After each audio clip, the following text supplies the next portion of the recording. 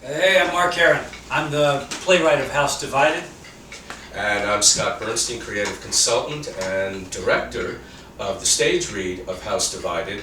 And here's my guide dog, Dave Thunder Bernstein. And not to worry, you may be asking, how is a blind man directing the play? I will not be directing the full production. I have a very well-qualified deaf director waiting in the wings. I wrote the play over the course of a year. I was cast as Lincoln in a pilot called The Lost Interviews, and I became a Lincoln aficionado. I took a tedious, low-water trip on a steamboat from Louisville to St. Louis. From Louisville all the way to the mouth of the Ohio, there were 10 or a dozen slaves on board, shackled together with irons. That sight was a continual torment to me. We have a full story here that takes place one day in the Lincoln White House, April 11th, 1865, 2 days after the signing of the surrender at Appomattox and 4 days before Lincoln's assassination. Crazy, tumultuous time in U.S. history, and Lincoln has lost 30 pounds in office. He's lost 2 sons in office, and here he opens up the White House and allows people to come in on Tuesday and Thursday to meet with him. I call these my public opinion baths. I go into these receptions twice each week, and every applicant has to take his turn as if waiting to be shaved in a barber shop. And what you see, people coming in one at a time to debate with the president. And what do you think the right thing would be? Well, to respect United States contract law and property rights, as recently defined by Supreme Court Chief Justice Roger Taney in that Dred Scott case.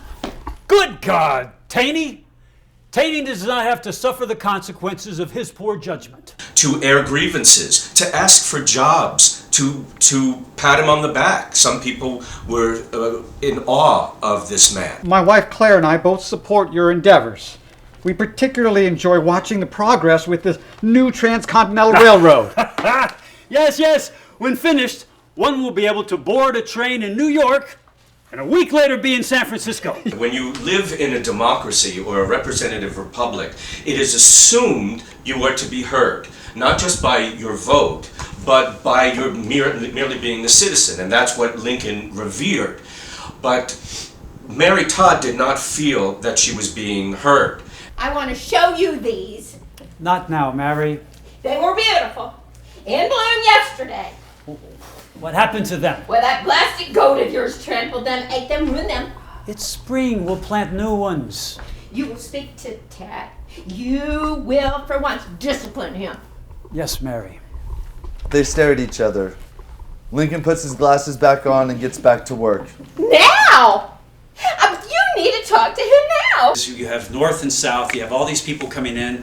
Fictional, non-fictional characters. Lincoln, his secretary, Mary Todd, or the non-fictional. Nicolay hands Lincoln a telegram. It's from Stanton.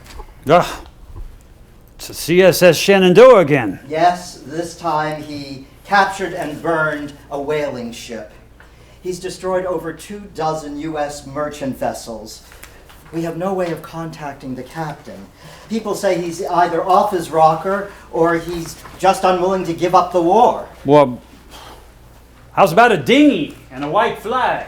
This was a crazy time in U.S. history, and that is the vehicle for my presentation of House Divided. And what's beautiful about Lincoln's public opinion baths is that you had people from all walks of life, north, south, rich, poor, people who were well-connected, people who were not well-connected, all waiting to meet the president. The people were coming together and uniting to see the president. And this was Lincoln's main goal as president, was to keep the country united. But I'm curious and would like to know exactly where you stand on some of the proposed social changes we hear you're considering in your second term, sir. I outlined most of what I hope to implement in my little talk today. Did you happen to catch any of it? Just the tail end, sir. Can you fill me in? Certainly. I plan on granting citizenship rights to blacks who have served in the ranks and those literate blacks in our population. We plan on putting those changes into effect as soon as possible, working together to craft legislation that would make said changes law. Well, goddamn, sir. It's not even April Fool's Day. Morning, sir. The name's Clement. Hello, Clem. Lincoln. So what's on your mind? Please sit. First, I want to thank you for everything you've done for for my people and all people. Well, what line of work are you in, son? You've been educated.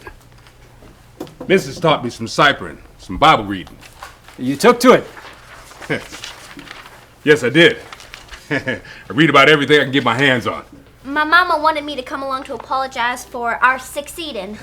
Seceding. No need for that, I fully understand. And Daddy wanted you to know we do all our own salt work. No Negroes, no foreigners work our family business.